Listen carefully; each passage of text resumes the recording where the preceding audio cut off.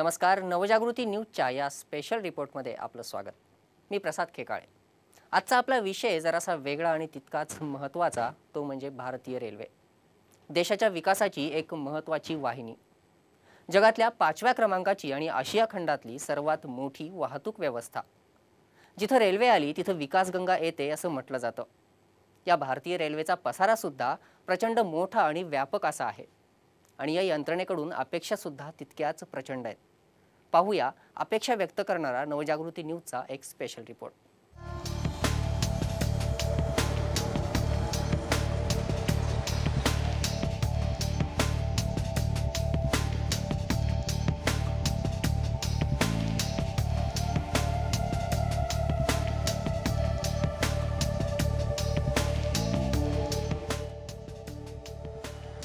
तब्बल 25 लाखांपेक्षा अधिक कर्मचारी असलेली भारतीय रेल्वे ही जगातली सर्वात मोठी व्यावसायिक संस्था.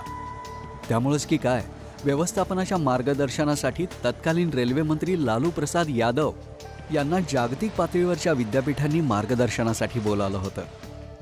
तसं भारतात रेल्वेचा आरंभ 1853 मध्ये झाला. 1947 पर्यंत भारतात 42 रेल्वे कंपन्या होत्या. 1951 मध्ये या सर्व संस्थांचं राष्ट्रीयकरण करून एक संस्था बनवण्यात आली. 12 एप्रिल 1853 रोजी बोरी बंदर म्हणजेच आजचं मुंबईचं छत्रपती शिवाजी टर्मिनस ते ठाणे या 34 किलोमीटरच्या अंतरात ही रेल्वे चालवण्यात आली आणि तिची घोडदौड आजही तशीच सुरू आहे.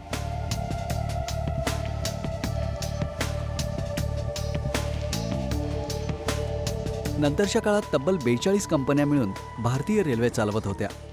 नंतर त्यांचं एकत्रीकरण करून स्वतंत्र असा रेल्वे बोर्ड सुरू करण्यात आला. भारतात रेल्वे मार्गांची एकूण लांबी तब्बल 65,000 किलोमीटर इतकी आहे. त्यामध्ये दररोज 2,30,00,000पेक्षा जास्त प्रवासी प्रवास करतात आणि दररोज सरासरी 14 लाख टन माल वाहतूक केली जाते. यातून सुमारे 7,000पेक्षा जास्त स्थानकं जोडली जातात. रेल्वेच्या आत्तापर्यंतच्या तब्बल 360 नव्या योजना प्रलंबित आहेत. तर गेल्या 9 वर्षात 99 योजनांची घोषणा झाली आहे. त्यातील फक्त एकच योजना पूर्ण झाली आहे. तर प्रलंबित योजना पूर्ण करण्यासाठी 5 लाख कोटी रुपयांची अजूनही गरज आहे. भारतीय रेल्वेला सर्वाधिक महसूल मिळतो तो मालवाहतुकीतून. रेल्वेच्या वार्षिक उत्पन्नापैकी सुमारे 70% उत्पन्न एकट्या माल वाहतुकीच्या माध्यमातून मिळतं. भारतीय रेल्वेवर अनेकविध मालाची मोठ्या प्रमाणात वाहतूक होते. यामध्ये खनिज, खतं आणि खनिज तेल, त्याशिवाय शेती उत्पन्न, लोखंड आणि पोलाद यांची वाहतूक रेल्वेच्या माध्यमातून कायमच होत असते. मोठी बंदरं, मोठ्या शहरांमध्ये माल वाहतुकीसाठी आणि मालगाडीत माल चढवण्यासाठी उतरवण्यासाठी स्वतंत्र असे रेल्वे मार्ग, गोदाम, फलाट आणि यार्डाची सोय सुद्धा आहे. परंतु गेल्या काही वर्षापासून रेल्वेच्या तुलनेत ट्रकनं स्वस्त दरात मालवाहतूक सुरू केल्यामुळं रेल्वेला आता स्पर्धा निर्माण झाली आहे. म्हणूनच 1990 पासून मध्यम क्षमतेच्या वॅगन हळूहळू बाद केल्या. मोठ्या आणि आधुनिक वॅगनच्या उपयोगावरती रेल्वेनं भर द्यायला सुरुवात केली. या नवीन वॅगनचा उपयोग मुख्यत्वे कोळसा, सिमेंट, धान्य, खनिज यासारख्या ठोक माल वाहून नेण्यासाठी उपयोग केला गेला.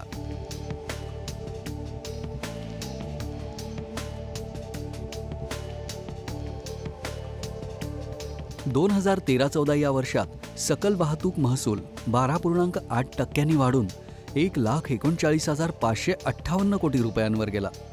मात्र तरीही सुधारित उद्दिष्टांपेक्षा 942 कोटी रुपयांनी कमीच. 2014-15 या वर्षात विविध साधनांद्वारे रेल्वेला 1,64,374 कोटी रुपयांचा महसूल मिळण्याची आशा आहे. त्यातून 1,49,176 कोटी रुपये खर्च अपेक्षित आहे. तर माल वाहतुकीद्वारे 1,05,770 कोटी रुपये, तर प्रवासी वाहतुकीतून 44,645 कोटी रुपयांचं उत्पन्न मिळण्याचा रेल्वे मंत्रालयाचा अंदाज आहे. केंद्र सरकारच्या माहितीनुसार देशभरात दररोज 15,000पेक्षा जास्त रेल्वे गाड्या धावतात. त्यामध्ये एकट्या प्रवासी गाड्यांची संख्या आहे सुमारे 9,000. गेल्या काही अर्थसंकल्पातून देशभरात सुमारे 11,000 किलोमीटर लांबीचे मालवाहू रेल्वे मार्ग उभारण्याची परवानगी मिळाली आहे. तसं पाहिलं तर रेल्वेच्या बाबतीत महाराष्ट्राला नेहमीच दुय्यम स्थान मिळत आलंय. इथं कमी असलेली राजकीय इच्छाशक्ती म्हणा किंवा भौगोलिक रचना, त्यामुळं रेल्वेचा विकास झाला नाही की होऊ दिला नाही हा मोठा प्रश्न आहे. फक्त एका आकडेवारीवरूनच महाराष्ट्रातल्या रेल्वे विकासाबाबत औदासिन्य समोर येईल.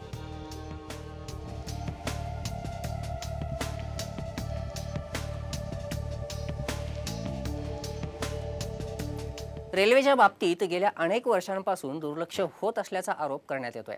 महसुलाच्या तुलनेत रेल्वे मंत्रालय पाहिजे त्या प्रमाणात सुविधा देत नाही असा आरोप केला जातो.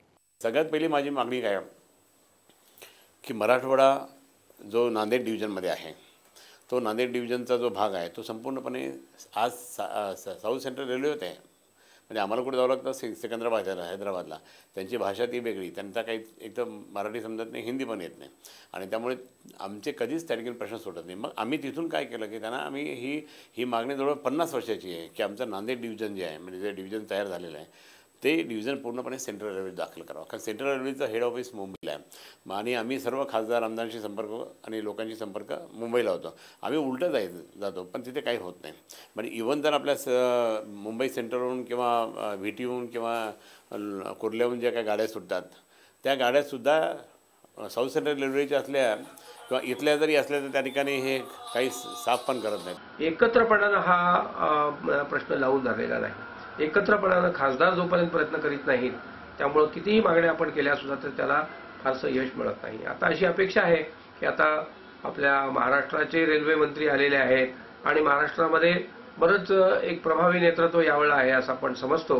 त्यामुळं आपल्या ज्या मुख्य मागण्या आहेत म्हणजे विशेष करून हा जो दक्षिण साऊथ सेंट्रल रेल्वे हा भाग सेंट्रल रेल्वेला जोडावा अशी फार जुनी मागणी कैलासवासी सुधाकरराव डोईफोडेपासून अनेकांनी लावून धरलेली आहे. परंतु हे एक मला असं वाटतं की प्रशासकीय दृष्टीनं हे एक चांगलं पाऊल आहे, ते सुद्धा आता उचललं गेलेलं नाही. त्याच्याकरताही आम्ही प्रतिनिधित्व केलेलं आहे आणि मला अशी आशा आहे की माननीय सुरेश प्रभू यांनी पहिल्याच भेटीत सांगितलं की या बाबतीमध्ये मी आता लक्ष घालत आहे. आता दुसरे जे प्रश्न आहेत अनेक महत्त्वाचे प्रश्न आहेत. काही रेल्वे लाईन्सची सुरुवात झालेली आहे परंतु ते त्याला पुरेसा निधी नसल्यामुळं, जसं मी सांगितलं की परळी बीड अहमदनगर आहे, त्याचप्रमाणे नावाकरता का होईना पण वर्धा नांदेड ही लाईन सुरू झालेली आहे. आता या वर्धा लाईनमध्ये काही 1-2 पुलं हे केली तयार झाली किंवा थोडी जमीन संपादनाचं काम झालं तर एवढ्यानं हे काम होणारं नाही केलेलं आहे. परंतु त्या ठिकाणी मुलांनी अद्याप म्हणजे जे शाळकरी मुलं आहेत 10वी पर्यंत त्यांनी अजून रेल्वे पाहिलेली नाही, लोकांनी रेल्वे पाहिलेली नाही अशी आज परिस्थिती आहे. म्हणजे एकंदर देशाच्या दृष्टीनं हे चित्र काही फारसं चांगलं नाही. तर मला अशी आशा आहे की महत्त्वाची लाईन पुन्हा निधीचा प्रश्न येतो. आता बीड जिल्ह्याचं खूप आता पंकजाताई मुंडे आलेले आहेत, प्रीती मुंडे आलेले आहेत त्याच्या केंद्रामध्ये, गोपीनाथरावजींचा वारसा आहे. 2015-16च्या रेल्वेच्या अर्थसंकल्पामध्ये आमची जी अपेक्षा आहे तर ती आमच्याकडे मनमाड ते औरंगाबाद फर्स्ट फेजमध्ये डुअल लाईन होणं गरजेचं आहे. सेकंड फेजमध्ये औरंगाबाद ते जालना, थर्ड फेजमध्ये जालना ते परभणीपर्यंत दुहेरी मार्ग होणं अत्यावश्यक आहे. कारण आमच्या रेल्वे ट्रॅकची कॅपॅसिटी ही 12 ते 14,000 मेट्रिक टनाची असताना आमच्याकडनं औरंगाबाद ते मनमाडमध्ये 70 गाडी 24 तासात धावते आणि हिचा जो लोड आहे तर तो जवळपास 30 ते 32,000 मेट्रिक टनापर्यंत गेलेला आहे. आणि सिंगल लाईनमध्ये एवढ्या गाड्या चालवणं शक्य नसताना आज इतक्या मोठ्या प्रमाणामध्ये गाड्या चालवल्या जात आहेत. त्यामुळे आमच्या अर्थसंकल्पातून अपेक्षा राहणार आहे की यावेळेस आम्हाला दुहेरी मार्ग मंजूर. रेलवे में जो पैसेंजर के अंदर सुविधा होनी चाहिए, पैसेंजर में जो अपना औरंगाबाद से हैदराबाद जो गाड़ियाँ है 2 से 3 पैसेंजर चलती है यहाँ पर, तो इनमें अपना ये डब्बे होना रिजर्वेशन डब्बे होना चाहिए. उसके बाद में अजंता एक्सप्रेस में जो तकलीफ होती है रिजर्वेशन तो मिलता नहीं 2-2 महीने पहले करने के बाद में भी, और उसके लिए खास औरंगाबाद से हैदराबाद एक एक्सप्रेस नया चालू होना चाहिए.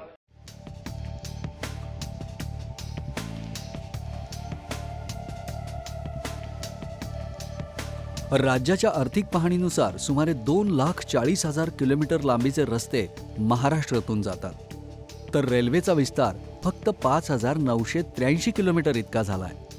मराठवाडा, विदर्भ आणि पश्चिम महाराष्ट्रातले जिल्हे रेल्वे विस्ताराच्या बाबतीत मागासलेले आहेत. मराठवाड्यात तर निजामोत्तर काळात ब्रॉडगेज वगळता रेल्वेच्या बाबतीत झालेल्या सुधारणा अत्यंत तोकड्या आहेत. रेल्वेच्या घनतेच्या बाबतीत महाराष्ट्र तब्बल 14व्या स्थानावर आहे. इतर सर्व गोष्टींमध्ये प्रगती होत असल्याचा दावा करणारे नेते मात्र प्रांतवादाच्या फंद्यात जनतेचं हित विसरत आहेत, हे मात्र नक्की. ज्या पुणे जिल्ह्यात राज्यातले सर्वाधिक महामार्ग जातात, तिथं नाशिक आणि अहमदनगर या शेजारच्या जिल्ह्यांना रेल्वेनं जोडण्यासाठी अजूनही संघर्ष करावा लागतोय. उदाहरणच द्यायचं झालं तर पुणे ते अहमदनगर हे अंतर साधारण 125 किलोमीटरचं, आणि जर रेल्वेनं जायचं म्हटलं तर पुण्याहून दौंड मार्गे अहमदनगर असा 180 किलोमीटरचा वळसा घालून जावं लागतं. ही शोकांतिका आहे. तसंच दुर्दैव नाशिक पुणे रेल्वे मार्गाचं आणि औरंगाबाद मनमाड पुणे मार्गाचं. नाशिक आणि पुणे हे राजधानी मुंबईला जोडणारे 2 प्रमुख रेल्वे मार्ग, पण अजून इतर रेल्वेचं चौपदरीकरण बाकीच आहे. उद्योगांना प्रोत्साहन देणारं राज्य असा महाराष्ट्राचा लौकिक तयार केला गेलाय, पण रेल्वेसारखी मूलभूत आणि किफायतशीर सेवा पुरवली जात नाही. काही दिवसापूर्वी कोकण रेल्वे मार्गावर ताशी 160 किलोमीटर वेगानं धावणाऱ्या रेल्वेची चाचणी घेण्यात आली, पण त्याचं पुढे काय झालं हा प्रश्न अजूनही अनुत्तरितच आहे. मिरज हे रेल्वे स्थानक तसं ऐकिवातलं नाव. इथं 3 विभागांचे रेल्वे मार्ग एकत्र येतात. सन 1888 साली छत्रपती शाहू महाराज यांनी उद्घाटन केलेलं कोल्हापूर रेल्वे स्थानक सुद्धा विकासाच्या बाबतीत दुर्दैवीच ठरलंय. 2016 में कोल्हापुर स्टेशन को अध्यक्ष जी 125 साल पूरे हो रहे हैं. आप अगर देखेंगे तो वो जो ट्रेन स्टेशन है 125 साल पुराना है. बहुत सारे लीकेजेस हैं, स्लैब नीचे आए हुए हैं, टॉयलेट्स की सुविधा नहीं है. सिर्फ 3 प्लेटफॉर्म है, उसमें से 2 प्लेटफॉर्म पर शेड नहीं है, लोगों को धूप में खड़ा होना पड़ता है. महिलाओं के लिए टॉयलेट्स की सुविधा नहीं है. ऐसे कई सारी चीज़ें हैं. हम चाहेंगे आपके माध्यम से मंत्री जी से रिक्वेस्ट करना चाहेंगे अध्यक्ष जी कि 125वीं वर्षगांठ पर कोल्हापुर को एक मॉडल रेलवे स्टेशन आप दे जिसमें सारी फैसिलिटीज हो. एका आकडेवारीनुसार महाराष्ट्रात सुमारे 72% रेल्वे मार्गांचं विद्युतीकरण झालंय, पण मराठवाड्यात ही सुविधा अजूनही सुरू झालेली नाही. मराठवाड्यातून मिळणारा सर्व प्रवासी महसूल आंध्र प्रदेशात जातो. गेल्या अनेक वर्षांपासून मराठवाड्याच्या काही अपेक्षा आहेत. पाहूयात ग्राफिक्सच्या माध्यमातून. मराठवाड्याच्या रेल्वे अपेक्षा. मनमाड मुदखेड दुहेरी रेल्वे मार्गाचं सर्वेक्षण झालं पाहिजे अशी अपेक्षा व्यक्त केली जाते. तर रोटेगाव पुणतांबा रेल्वे मार्ग तयार झाला पाहिजे, कारण त्यामुळे औरंगाबाद आणि पुणे हा रेल्वे प्रवास अधिक वेगवान होणार आहे. नगर रेल्वे मार्ग तयार झाला पाहिजे अशी मागणी बीड आणि परळीतल्या प्रवाशांनी व्यक्त केली आहे. तर खंडवा मीटर गेजचं बाडगेज तयार करा अशी मागणी अकोल्यातनं होते. औरंगाबाद इथे पिटल लाईन तयार करावी अशी मागणी सुद्धा केली जाते. तर प्रवाशी सुरक्षेमध्ये वाढ व्हावी आणि रेल्वे भरती बोर्डाचीही स्थापना व्हावी अशी सुद्धा अपेक्षा प्रवाशांनी व्यक्त केली आहे. लोकोशेड मराठवाड्यात उभारावं, त्याचबरोबर औरंगाबाद ते बंगळुरू रेल्वे सेवा सुरू करावी अशी अपेक्षा सुद्धा व्यक्त केली जाते. नांदेड ते संत्रागच्छी रेल्वे औरंगाबाद पर्यंत विस्तारावी अशी अपेक्षा सुद्धा व्यक्त केली गेली आहे. त्याचबरोबर ओखा ते रामेश्वर रेल्वे आठवड्यातून 2 वेळा, हैदराबाद ते अजमेर रेल्वे नियमित करावी, नागपूरसाठी सर्वोदय एक्सप्रेस असावी. त्याचबरोबर जालना नगरसोलचा विस्तार हा मनमाड पर्यंत व्हावा अशी अपेक्षा सुद्धा प्रवासी करतायत. मुंबईसाठी नांदेडहून नवीन गाडी सुरू करावी. त्याचबरोबर नांदेड रेल्वे विभाग हा मध्य रेल्वेला जोडावा. लातूर उस्मानाबादला जोडण्यासाठी ट्रेनची संख्या वाढवावी. परळी अहमदनगर रेल्वे मार्गाचं काम सुरू व्हावं. पर्यटन वाढीच्या दृष्टीनं औरंगाबादला जोडणारी विशेष रेल्वे सुरू व्हावी. रखडलेला मॉडेल रेल्वे स्थानकाचा प्रकल्प पूर्ण करावा. मनमाड ते नांदेड रेल्वे मार्गाचं विद्युतीकरण करावं आणि दुपारच्या वेळेत नांदेड औरंगाबाद शटल सेवा सुरू करावी अशी अपेक्षा प्रवाशांकडून केली जाते. पुण्यासारख्या शहरात येणाऱ्या प्रवाशांच्या सुद्धा अनेक मागण्या आहेत. पुणे रेल्वे स्टेशन आंतरराष्ट्रीय दर्जाचं करणार या घोषणेला आता कित्येक वर्ष लोटली आहेत. मात्र आंतरराष्ट्रीय स्टेशनासाठी साधी एक वीटही अजून लागलेली नाही. तीच अवस्था इतर घोषणांची.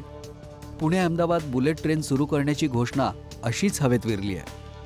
पुणे सोलापूर दरम्यान गाडी अडवून प्रवाशांना लुटण्याचे प्रकार अनेकदा घडतात. यशवंतपूर एक्सप्रेस लुटण्याचा प्रकार नुकताच घडलाय. प्लॅटफॉर्मची संख्या वाढवा ही पुणेकरांची महत्त्वाची मागणी. पुणे रेल्वे स्टेशनमधून दररोज 150 गाड्या सुटतात आणि त्यासाठी सध्या उपलब्ध आहेत फक्त 6 प्लॅटफॉर्म. तेही अपुरे पडतायत. पुणे ते दौंड रेल्वे लाईनचं विद्युतीकरण आणि लोकल सेवा सुरू करणं हे कामही धीम्या गतीनं सुरू आहे. पुणे कोल्हापूर रेल्वे लाईनचं दुपदरीकरण लवकरात लवकर व्हायला हवं. रेल्वेची सुविधा स्वच्छता असावी रेल्वेत. रेल्वेची वेळेवर रेल्वेच्या टायमिंगमध्ये रेल्वे असाव्यात. रेल्वेच्या मध्ये खायला वगैरे मिळतं ते व्यवस्थित असावं. ट्रेन कॅन्सल होतात आणि ते कंजेस्टेड ट्रेन्स पाठवलेले आहेत त्यांनी, त्या थोड्या मोठ्या साईजच्या पाठवायला हव्या. आणि फ्रिक्वेन्सी पण खूप कमी आहेत, तर फ्रिक्वेन्सी थोडी वाढवायला हवी त्यांनी. आणि तिकीटच्या वेळेस पास काढताना ते पास देत नाहीत. कन्सेशनवाला कॉलेजचा पास असतो तो देत नाहीत, तर तेवढं थोडी हेल्प करावी. रेल्वेमध्ये तिकीट वगैरे लोकांना टायमिंग मिळालं पाहिजे, कारण रांगेत लोकांना उभं राहावं लागतं, लय त्रास होतोय. आणि गाड्यासुद्धा टायमिंगवर येत नाहीत.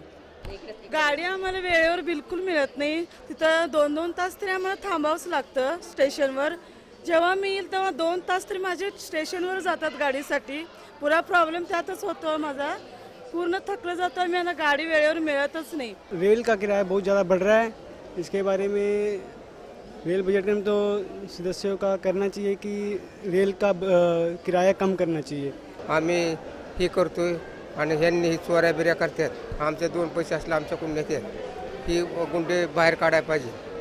रेल्वेमध्ये बजेट म्हणजे मेन प्रॉब्लेम असा आहे की मागे भाडेवाढ केली त्यांनी, जी 15-20% भाडेवाढ केलं तर आमचा काही प्रॉब्लेम नाही, कारण की लोकांना सवय झालेली आहे, भाडेवाढ करतात, काही लोक ॲडजस्ट करत जातात. परंतु मेन प्रॉब्लेम आहे जर समजा वरती काही तेलात का डिझेलमध्ये कमतरता, तो भाडं पण कमीसुद्धा व्हायला पाहिजेत ना. अच्छी सुविधा होना चाहिए, सफाई होनी चाहिए. जैसे हम अभी ऐसे नीचे बैठे, यहाँ भी सफाई नहीं, कुछ नहीं. जो पैसेंजर डब्बे हैं वो बहुत कम है आम आदमी के लिए. रिजर्वेशन बहुत डब्बे हैं, 2 आगे होता है 2 पीछे होता है, पब्लिक बहुत होती है, बहुत परेशानी तो हिसाब को. 26 तारखेला जे रेल्वे बजेट होणार आहे त्याच्यामध्ये प्रामुख्याने लेडीज आणि जेंट्सच्या प्रवाशांच्या या मागण्या आहेत की पुणे ते दौंडला धावणारी पुणे लोणावळा लोकल किंवा दौंड लोणावळा लोकल ही लवकरात लवकर सुरू व्हावी. रेल्वे बजेटविषयी सांगू इच्छितो की आपले महाराष्ट्राचे सुपुत्र सुरेश प्रभू साहेब जे आता रेल्वे मंत्री आहेत त्यांच्याकडनं खूप काय अपेक्षा आहे. आणि त्यातल्या त्यात ही रेल्वेची जी घाणीचं त्यांनी पहिला मुद्दा हा क्लिअर केला पाहिजे. कारण प्रत्यक्ष लेडीज असो किंवा फॅमिली असो किंवा इतर कोणी जरी प्लेटफॉर्मवर जरी आलं तरी उलटी करण्याची स्थिती असते. बैठा हूँ 12 बजे और 1 बजे की जो लोनावाला लोकल थी वो कैंसिल हो गई है. उसके बाद काफ़ी दिक्कत हो रही है. यहाँ प्लेटफॉर्म पे पैसेंजर लोगों को बैठने की जगह नहीं है. और अभी 3 बजे की लोकल बताई है उन्होंने, कंफर्म नहीं है जाएगी कि नहीं जाएगी. मुंबई महाराष्ट्रातच नाही तर देशभरात सर्वाधिक रेल्वे प्रवासी वाहतूक होणारं शहर. पण मागच्या अनेक वर्षांपासून इथल्या रेल्वेबाबतचा अनुशेष बाकीच आहे. पाहूयात काय अपेक्षा आहेत मुंबईकरांच्या. रेल्वे बजेटकडून मुंबईकरांच्या काय अपेक्षा आहेत त्यावर एक नजर टाकूया. रोज हजारो मुंबईकर ज्यामधून मुंगीसारखे प्रवास करतात ती मध्य रेल्वे. दादरची गर्दी कमी करण्यासाठी लोअर परळ टर्मिनस मार्गी लागणं अपेक्षित आहे. ठाणे ते CST या मार्गाचं DC ते AC विद्युत परिवर्तन झाल्यास नवीन लोकल ट्रेन येण्याचा मार्ग मोकळा होणार आहे. मेट्रोच्या वाढत्या गर्दीमुळे घाटकोपर रेल्वे स्टेशनची क्षमता वाढवणं गरजेचं आहे. रेल्वे स्टेशनवरच्या सुविधा वाढवल्या पाहिजेत ही प्रवाशांची मूळ मागणी आहे. तर ठाणे कल्याण अशा गर्दीच्या स्टेशन्सकडे विशेष लक्ष देण्याची गरज आहे. जीवघेणी गर्दी कमी करण्यासाठी आता तरी सगळ्या लोकल गाड्या 15 डब्यांच्या व्हाव्यात अशी परंपरागत मागणी आहे. आणि सगळ्यात महत्त्वाचं म्हणजे महिलांचा लोकल प्रवास हा दिवसेंदिवस असुरक्षित होतोय. त्यांच्या सुरक्षेच्या मुद्द्यावर भर द्यायला हवा. मध्य रेल्वे कर्जत, खोपोली, कसारा आणि पनवेल अशी पसरली आहे. त्यामुळे मध्य रेल्वेचा ताणही दिवसेंदिवस वाढत चाललाय. रोज प्रवास करणाऱ्यांची संख्या तब्बल 38 लाखांच्या घरात असतानाही लोकल रेल्वेच्या डब्यांची संख्या वाढवली जात नाहीये. जीवघेण्या गर्दीतनं प्रवास करणाऱ्या मुंबईकरांना बजेटकडून अधिक अपेक्षा आहेत. रेल्वे थांब्यांसाठी वेगळी सुविधा निर्माण झाली तर लोकलची संख्या वाढवण्याचा निर्णय व्हावा. रेल्वेच्या बाबतीत जशा मराठवाड्याच्या व्यथा आहेत तशाच विदर्भाच्या. रेल्वे आणि इतर विकासाच्या बाबतीत नेहमीच मागे पडलेला निसर्ग समृद्ध प्रदेश. अनेक नेते आले गेले आणि आहेत, पण विदर्भाच्या जनतेच्या माथी रेल्वेची दुष्काळच आहे. पाहूयात विदर्भाच्या अपेक्षा. विदर्भाच्या या रेल्वे बजेटकडनं काय अपेक्षा आहे ते बघूया. अकोला खंडावा मार्गाचं रुंदीकरण प्रलंबित आहे, ते मार्गी लागावं. अकोला पूर्ण रेल्वे रुंदीकरणाला 6 वर्ष उलटल्यानंतरही विद्युतीकरण अपूर्ण आहे, ते पूर्ण करण्यात यावं. आठवडाभरातून ठराविक गाड्या ठराविक दिवशीच धावतायत, त्यामुळे प्रवाशांची अडचण होते. गंगानगर, अमृतसर, जयपूर, अजनी कुर्ला, अमरावती तिरुपती, अमरावती पुणे या गाड्यांच्या फेऱ्यांची संख्या वाढवण्याची गरज आहे. कोल्हापूर, नागपूर आणि अजनी कुर्ला या गाड्यांच्या वेळा बदलण्याची गरज आहे. त्याचबरोबर मराठवाड्यातनं सहज प्रवासासाठी वसमत चुडावा रेल्वे बायपासचा प्रश्न प्रलंबित आहे, तो मार्गी लागावा. दक्षिण आणि उत्तर भारतात चालणाऱ्या गाड्या इटारसी, अकोला, नांदेड, हैदराबाद मार्गे सोडण्याची मागणी सुद्धा केली जाते. यवतमाळकरांना रेल्वेसाठी धामणगाव, नागपूर किंवा अमरावतीला जावं लागतं. यवतमाळ रेल्वेनं अमरावती, अकोला, नागपूर, वर्धा, हैदराबाद, नांदेड, सोलापूर, पुणे आणि मुंबईला सहज जोडता येणं शक्य आहे, पण दरवर्षीच्या अर्थसंकल्पात दुर्लक्ष होतं. ब्रॉडगेज रेल्वे लाईन असूनही यवतमाळ मात्र उपेक्षितच आहे. नागपूर शहरातून दिल्लीसाठी नॉनस्टॉप गाडी अजूनही नाहीये, ती सुरू व्हावी अशी अपेक्षा व्यक्त केली जाते. नागपूर जैसलमेर व्हाया अजमेर, गुवाहाटी, बंगळुरू, हरिद्वार, रायबरेली आणि जयपूर या शहरांसाठी नव्या गाड्या सुरू करण्याची मागणी होते. नागपूर पुणे गरीब रथ रोज चालवण्यात यावी. नागपूर अहमदाबाद प्रेरणा एक्सप्रेस कच्छपर्यंत वाढवून रोज करावी. नागपूर जबलपूर एक्सप्रेस अलाहाबाद, फैजाबाद, अयोध्या, शाहजंग, बहुभालिया मार्गे धनबादपर्यंत वाढवावी. अमरावती नागपूर इंटरसिटी नरखेडपर्यंत वाढवावी. त्याचबरोबर अमरावती जबलपूर अलाहाबादपर्यंत वाढवावी.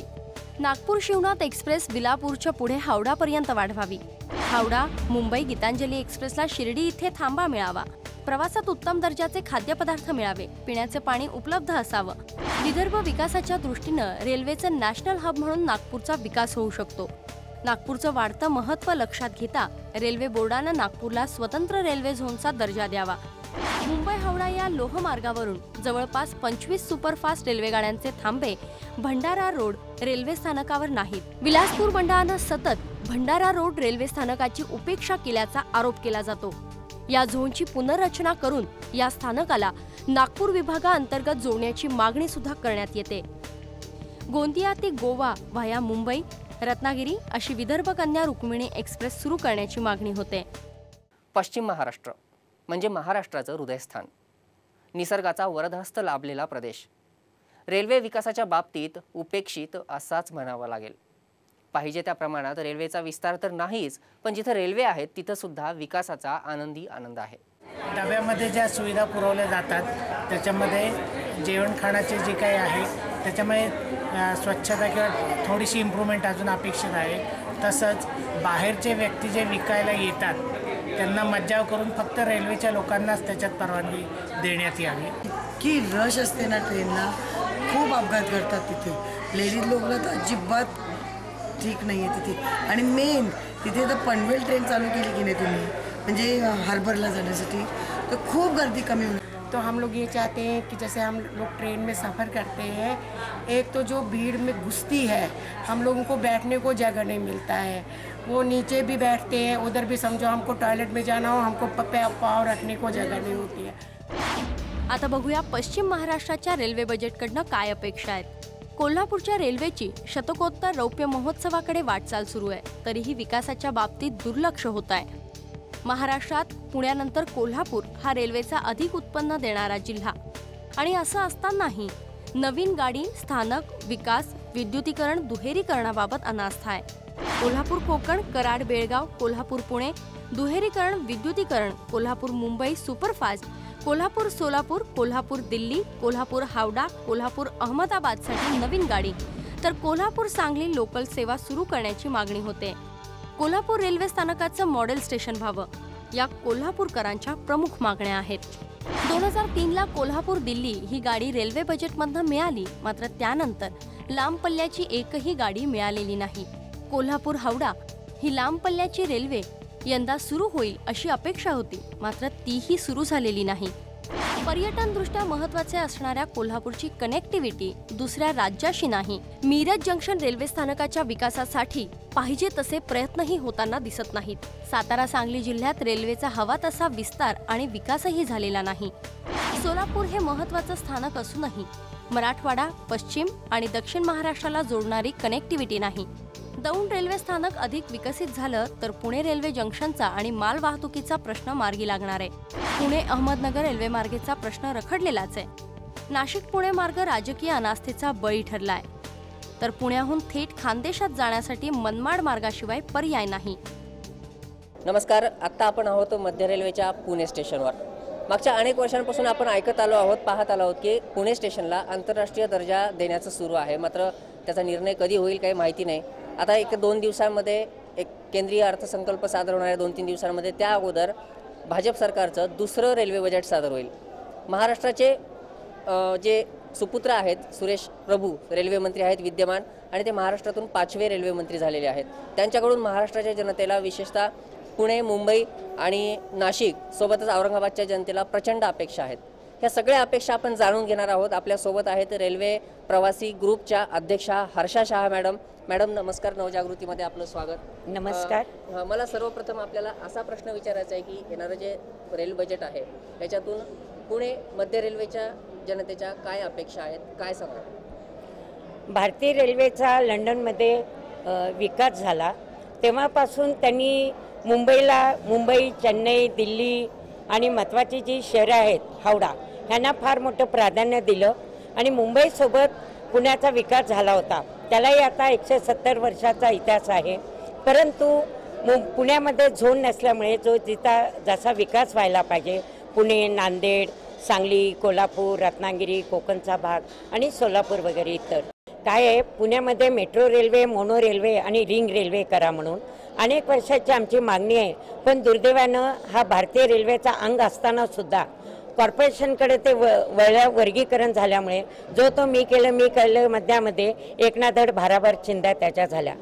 कलकत्ता म्हणजे हावडा मेट्रो रेल्वेचं जे भारतीय रेल्वेचा अंग नसताना सुद्धा ममताबाईंनी अनऑफिशियली त्याला झोनचा भारतीय रेल्वेचा 17वा झोन म्हणून डिक्लेअर केलं आणि भारतीय रेल्वेचा प्रत्येक बजेटमध्ये तिथला इन्फ्रास्ट्रक्चर वाढवायला, रेल्वेज वाढवायला, मेट्रो रेल्वेची डेव्हलपमेंट करायला भारतीय रेल्वेचा संपूर्ण पैसा त्या बाईंना आज तागात वापरला. माझं स्वतःचं मत आहे, दिल्ली रेल्वे जयपूर असो, लखनौ असो, बॉम्बे असो की बेंगलोर असो की चेन्नई असो, आणि सर्वात महत्त्वाचं म्हणजे ह्या सर्वांच्या आधी हावडा पाठोपाठ आमच्या पुणे रेल्वेचं मेट्रोचं होतं ते नेहमी प्रत्येक खेपेला मागं पडलं जातं. तर भारतीय रेल्वेनं ह्याला झोनचा दर्जा दिला आणि भारतीय रेल्वेनं सगळ्या भारतातल्या पुण्यासहित सगळ्या मेट्रो रेल्वे, मोनो रेल्वे आपल्याकडे जर घेतल्या तरी इथली metro railway, mono railway top मोस्टला जाऊ शकते. आणि ही जी बिल्डिंग आहे हेरिटेज बिल्डिंग ह्याच्यामध्ये संपूर्ण बदल करावा लागेल.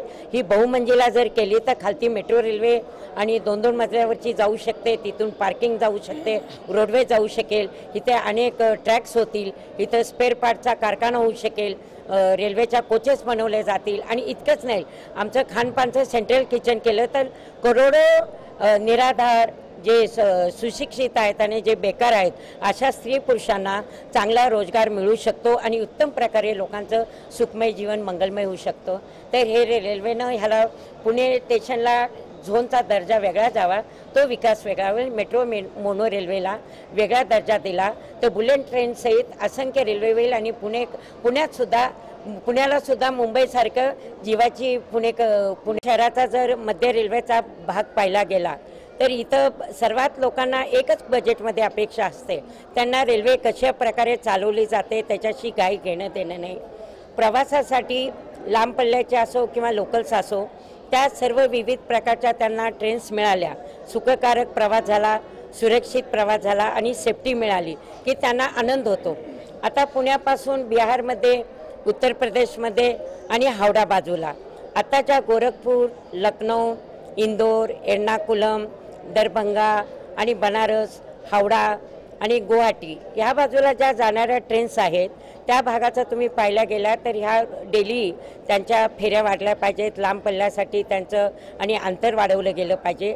की जे आरक्षणचे आहे ते 60 दिवसावरून 10 दिवसावर आणलं पाहिजे. ग्रुप बुकिंग बंद केलं पाहिजे. ग्रुप बुकिंग इतके लोक काळाबाजारवाले करतात, विविध अंगाने केलं जातं. बुलेट ट्रेनचा जो प्रस्ताव आहे, आपण सुरेश प्रभू यांना पत्र लिहिलेलं आहे की ती पुण्यापर्यंत वाढवावी बुलेट ट्रेन वगैरे, या संदर्भात काय पाठपुरावा सुरू आहे नेमका आपला? आज 20-25 वर्ष झाली बुलेट ट्रेनचा प्रस्ताव देऊन. पुणे, मुंबई, अहमदाबाद ताशी 300 किलोमीटर हायस्पीडच्या अतिजलद वेगानं धावणारी हा कॉरिडॉर होणार होता. आणि तसं तुम्ही 3-4 वेळा बजेटमध्ये ममता बॅनर्जीच्या पूर्वपासून लालू प्रसाद यादव ह्या सर्वांनी बुलेट ट्रेनला मान्यता दिली आहे. आणि तशीच पुणे, मुंबई, अहमदाबादच टेंडर निघालेला आहे. पुणे मुंबई ह्या मार्गामध्ये, पुणे, मुंबई, अहमदाबाद ह्या मार्गामध्ये मुंबई ते अहमदाबाद गुजरात शासन करणार, त्यांचा जो हिस्सा आहे ते देणार. आणि जो कोण तिथं त्या भागातलं टेंडर भरेल त्याच्यात PPF असेल. दुसरा भाग असा आहे तो महाराष्ट्र शासनाची हद्द मुंबई ते कर्जत ते खंडाळा सेक्शन, खंडाळा ते लोणावळा सेक्शन आणि त्याच्यानंतर लोणावळा ते पुणे सेक्शन. हा जो भाग आहे तो वेगळ्या टेंडर वेगळा जो ज्याची मास्टरी आहे त्याप्रमाणे लोकांनी टेंडर भरली, सर्वे सगळा झालेला आहे. पण अनेक वेळा बाकीच्या जेव्हा आमचे बजेट आले त्याच्यामध्ये त्याचा वारंवार उल्लेख केला गेला. मान्यता आहे ज्याला पार्लमेंटची ॲब्सोल्युटली 100% मान्यता आहे. परंतु आता मी मागं नरेंद्र मोदींना भेटले, ह्याच्याबद्दल त्यांच्याशी चर्चा केली, तेव्हा त्यांनी असं सांगितलं की काँग्रेसचं सरकार असल्यामुळे हा जो प्रोजेक्ट आहे तो लांबणीवर पडला आहे. माझा सर्व पैसे तयार आहे, माझ्या भागापर्यंत देतो. योगायोगाने आता भाजप सरकार महाराष्ट्रातही आहे, भारत सरकार दिल्लीत पण आहे भाजपचं. तर त्यांनी फक्त मुंबई ते अहमदाबादच भाग घेतला आणि पुणे मुंबई हा जो मोठा प्रोजेक्ट आहे, भारतीय रेल्वेची पहिली बुलेट ट्रेनचा मान हा पुणे डिव्हिजनचाच होता आणि तेच हकदार आहेत. आणि आम्ही त्याच्यासाठी एवढे कष्ट घेतले आहेत आणि त्यांनी मुंबई अहमदाबाद करून परत आम्हाला पुणेकरांच्या तोंडाला वाटाण्याच्या तर अक्षदा लावल्या आणि परत ही पाणी पुसली आहेत. तर आता हा जो कॉरिडॉर आहे ज्याला डेलिगेट फ्राईड कॉरिडॉर एक म्हटला जातो आणि कॉरिडॉर त्याला शब्द रेल्वेचा गलियार आहे, तो हायस्पीडचा जर केला गेला तर पुणे मुंबई हा जो परिसर आहे, गोरगरीब लोक असो किंवा मध्यम असो, सर्वांना विमानं परवडत नाही. ते पुणे मुंबई अहमदाबाद 2.5 तासात होऊ शकते. दिल्ली, चंदीगड, अमृतसर, परत हैदराबाद, एर्नाकुलम, दिब्रुगड, चेन्नई ते एर्नाकुलम, कलकत्ता टू हल्दिया हे जो भाग आहे ते हे पहिले हाय स्पीडचे बुलेट ट्रेन्स आहेत. त्याच्यानंतर दिल्ली ते आग्रा आणि आग्रा टू लखनौ आणि लखनौ टू कानपूर आणि दिल्ली ते परत लखनौ कानपूर हा जो परिसर आहे त्यांनी आता दिल्ली, चंदीगड घेतला आहे. परत अशा 9 ठिकाणी विविधवर हाय स्पीडच्या ट्रेन्स घेणार आहेत. ताशी 160 ते 200 किलोमीटर हाय स्पीड आणि सिमी हाय स्पीडच्या ह्यावर ज्या ट्रेन्स आता येणार आहेत त्याच्यामध्ये योगायोगानं पुणे मुंबई ही डेक्कन क्वीन जी जगातली पहिली ट्रेन्स आहे, जी डिलक्स ट्रेन आहे, तिचा त्यांनी म्हणजे त्याच्यावर प्रयोग करणार होते.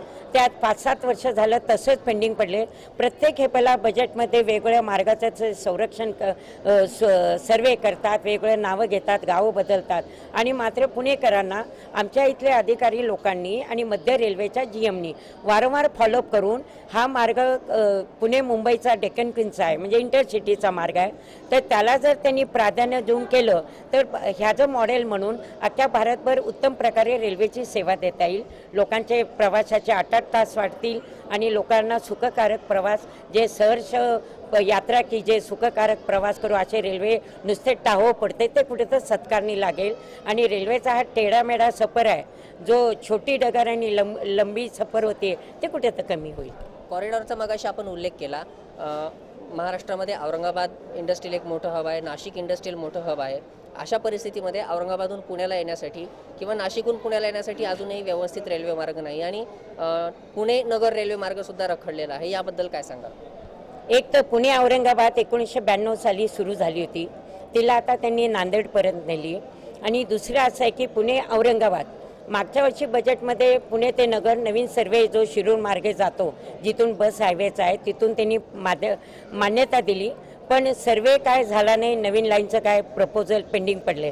तर पुणे नगर मार्गे आणि आत्ताचा जो रेल्वेचा रूट आहे तो नव्हे, जे पुणे आता रोडवेज जातो तिथून औरंगाबादपर्यंत पुढे जालनापर्यंत त्यांनी जर नेला तर एक उत्तम प्रकारची सोय होऊ शकते आणि तिथून पुढे तो नांदेड लातूर भागात जर जोडला गेला आणि तसाच पुढे निजामाबाद हैदराबादपर्यंत जोडला गेला, ज्या 4 पदरी वाहतूक करता येईल, त्यांना तिथं हाय स्पीडचे ट्रॅक्स देता येतील. पुणे ते कुर्डुवाडी बार्शी हा आणि म्हणजे पहिला छोटा ट्रॅक होता, तो मोठा झाला. त्याच्यामुळे आता उदगीर वगैरे बार्शीवरून जाणारी एक ट्रेन झालेली आहे. पण अनेक वर्ष झाले तिथं चांगले तुमचे मुख्यमंत्री होते अशोक चव्हाण सारखे, विलासराव देशमुख आणि गोपीनाथ मुंडे सारखे, एवढे रती महारथी असताना सुद्धा त्यांनी ह्याच्याकडे कानाडोळा केला, दुर्लक्ष केलं.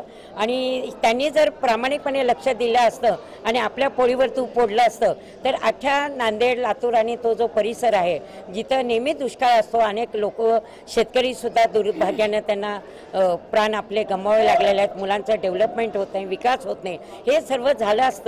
आणि तर आता जे उरलेला भाग आहे त्याचा तुमच्या म्हणजे संपूर्ण महाराष्ट्र त्याचे करण्यासाठी त्यांनी प्राधान्य दिलं. ते विकास होईल, 4 पदरी वाहतूक करणं गरजेचं आहे. आणि ते नांदेड ही लाईन डायरेक्ट नागपूर मार्गे चेन्नईला जोडल्या गेले. चेन्नईवरनं येणाऱ्या गाड्यासुद्धा नागपूर मार्गे वर्धा चंद्रपूर ह्या मार्गातनं जातात. तर त्याचा विकास केला तर हा भाग सुद्धा एकदम सुफलाम सुजलाम सुद्धा होऊ शकेल. आपण पाहिलं की महाराष्ट्र असो किंवा आपला भारत देश असो, रेल्वेच्या सुविधा, रेल्वेच्या अपेक्षा आतापर्यंत पूर्ण झालेल्या नाहीत. मात्र हे असं कधीपर्यंत चालत राहणार? मागच्या अनेक जे रेल्वे मंत्री झाले त्यांनी महाराष्ट्राकडे दुर्लक्ष केलेलं आहे, त्याचे परिणाम आपण भोगतो आहोत. मागच्या म्हणजे काही वर्षांपासून आपण जर पाहिलं तर मराठवाड्यामध्ये रेल्वेचा एक साधा दगडसुद्धा नव्याने टाकण्यात आलेला नाही. नाशिकसारखा जो महत्त्वाचा मार्ग आहे पुणे आणि मुंबईला जोडणारा, तो सुद्धा अपूर्ण आहे. आणि शिवाय नगर पुणे हा जो महत्त्वाचा रस्ता आहे, जो औरंगाबादसारख्या औद्योगिक केंद्राला जोडला जाईल, तो सुद्धा अपूर्ण आहे. मात्र ही राजकीय अनास्था कधी संपेल हाच मोठा प्रश्न आहे. या नव्याने येणाऱ्या अर्थसंकल्पातून, रेल्वे अर्थसंकल्पातून हा प्रश्न सुटेल याची अपेक्षा करूयात. उत्तर महाराष्ट्र हा देशाचा मध्य, पश्चिम आणि उत्तर भागाला जोडणारा प्रदेश. पण भुसावळ सोडलं तर इथं रेल्वे मार्ग नावापुरतेच आहेत. नाशिकसारख्या शहराला अजूनही रेल्वे विकासही प्रतीक्षा आहे. तर धुळे नंदुरबार रेल्वेच्या बाबतीत संघर्षच करतोय. पाहूया. आता बघूया उत्तर महाराष्ट्राच्या या रेल्वे बजेटकडनं काय अपेक्षा आहेत. मुंबई मनमाड मुंबई धावणाऱ्या राज्यराणी रेल्वेचा विस्तार हा भुसावळपर्यंत व्हावा अशी अपेक्षा उत्तर महाराष्ट्रातल्या प्रवाशांनी व्यक्त केली आहे. तर खानदेशातनं धावणाऱ्या काही एक्सप्रेस ट्रेनचे थांबे देण्याची सुद्धा मागणी आहे. नवजीवन एक्सप्रेसला धरणगाव इथे, तर पुरी अहमदाबाद एक्सप्रेसला अमळनेर इथे, विदर्भ एक्सप्रेसला पाचोरा इथे, तर कर्नाटक आणि गोवा एक्सप्रेसला चाळीसगाव इथे थांबवण्याची मागणी होते. पुणे पाटणा एक्सप्रेस आणि नागपूर पुणे गरीब रथ एक्सप्रेसला जळगाव इथे थांबा देण्याची मागणी होते. खानदेशात काही ठिकाणी रेल्वे ओव्हरब्रिज बांधण्याची सुद्धा मागणी केली जाते. धुळे नंदुरबार जिल्ह्यांचा विकास होण्यासाठी आणि माल वाहतूक वाढवण्यासाठी रेल्वे सेवा सक्षम व्हावी. नाशिक रोड रेल्वे स्थानकाचा विस्तार व्हावा. नाशिक जिल्ह्यात रेल्वे सेवा सुरू व्हावी. नाशिकहून गुजरातला जोडणारा रेल्वे मार्ग सुरू व्हावा. भुसावळ सुरत रेल्वे मार्गाचं दुपदरीकरण व्हावं. मनमाड मालेगाव धुळे इंदोर रेल्वे मार्ग लवकर व्हावा. अनेकदा सर्वेक्षण आणि आंदोलनं झाली आहेत. भुसावळ पुणेप्रमाणे भुसावळ मुंबई नवी रेल्वे सुरू व्हावी अशी सुद्धा अपेक्षा व्यक्त होते. खानदेशचा रेल्वे विकास आश्वासनात गुरफटलेला आहे. मग ते धुळे असो, नंदुरबार असो किंवा मग जळगाव. काही वर्षापूर्वी रेल्वे मंत्री लालू प्रसाद यादव यांनी जळगावला मॉडेल स्टेशन करण्याची घोषणा केली होती, परंतु आजपर्यंत मॉडेल स्टेशन फक्त कागदावरच राहिलेलं आहे. प्रत्यक्षात मॉडेल स्टेशनची ही संकल्पना अद्याप उतरलेली दिसून येत नाही. दुसरा मुद्दा असा आहे की जळगाव आणि उदनापर्यंत जे रेल्वे लाईनचे दुहेरीकरणचे काम चालू होते ते संत गतीने सुरू आहे. कित्येक वर्षापासून अद्यापपर्यंत हे काम पूर्ण झाले नाही. जळगाव आणि गुजरात हा जो रेल्वे मार्ग आहे, या मार्गावरून जाणाऱ्या ज्या गाड्या आहेत ते कमी प्रमाणात आहे. दैनंदिन एक्सप्रेस फक्त 3 आहेत, 4 पॅसेंजर्स आहेत. जळगाव जिल्ह्याचे ठिकाण असले तरी जळगावला अनेक एक्सप्रेस गाड्या थांबत नाही. त्याच्यामुळे नागरिकांना किंवा प्रवाशांना दिल्लीकडे जाताना असो किंवा मग गुजरातकडे जाताना असो किंवा मग मुंबईकडे जाताना असो सरळ भुसावळ गाठावं लागतं. धुळे रेल्वेचा विकास थांबल्याने धुळ्याच्या विकासाला ब्रेक लागलेला आहे. धुळ्याहून फक्त चाळीसगाव जाण्यासाठी रेल्वेचा मार्ग उपलब्ध आहे. मोजक्याच गाड्या तेथून जातात. सुरतकडे जाण्यासाठी मात्र धुळेकरांना कोणताही मार्ग अस्तित्वात नाही. धुळे नरडाणा असा मार्ग अस्तित्वात आला तर धुळेवासियांना गुजरातसाठी मार्ग मोकळा होईल. धुळेच्या विकासासाठी मनमाड धुळे इंदोर असा लोहमार्ग अस्तित्वात येणार होता, मात्र प्रत्यक्षात या मार्गाला सुद्धा ब्रेक लावण्यात आलं आणि ती योजना पूर्णपणे रखडलेली आहे। कित्येक वर्षानंतर महाराष्ट्राच्या वाट्याला रेल्वे मंत्रीपद आले आहे। सुरेश प्रभू यांच्याकडून महाराष्ट्राच्या जनतेला खूप अपेक्षा आहेत आणि त्यातल्या त्यात खानदेशचे प्रवासी जे आहेत ते ह्या बाबतीत अग्रेसर आहेत। तरी सुरेश प्रभूंनी या बाबतीत रेल्वेच्या विकासाच्या बाबतीत खानदेश आणि महाराष्ट्राकडे लक्ष द्यावं अशी अपेक्षा प्रवासी वर्गाकडून करण्यात येत आहे। नवजागृतीसाठी हकीम देशमुख, खानदेश। ज्या रेल्वेची सुरुवात महाराष्ट्रात झाली त्याच महाराष्ट्राला आज रेल्वे विकासासाठी झगडावं लागतंय। किमान यावेळच्या रेल्वे अर्थसंकल्पात तरी महाराष्ट्राला अच्छे दिन येण्याची प्रतीक्षा आहे। वेळ झाली आहे या स्पेशल रिपोर्टमध्ये इथेच थांबण्याची। या आणि अशा वेगवेगळ्या विषयांच्या माध्यमातून आम्ही आपल्यापर्यंत येतच राहू। तुम्ही कुठे जाऊ नका, पाहत राहा फक्त नवजागृती न्यूज। नमस्कार।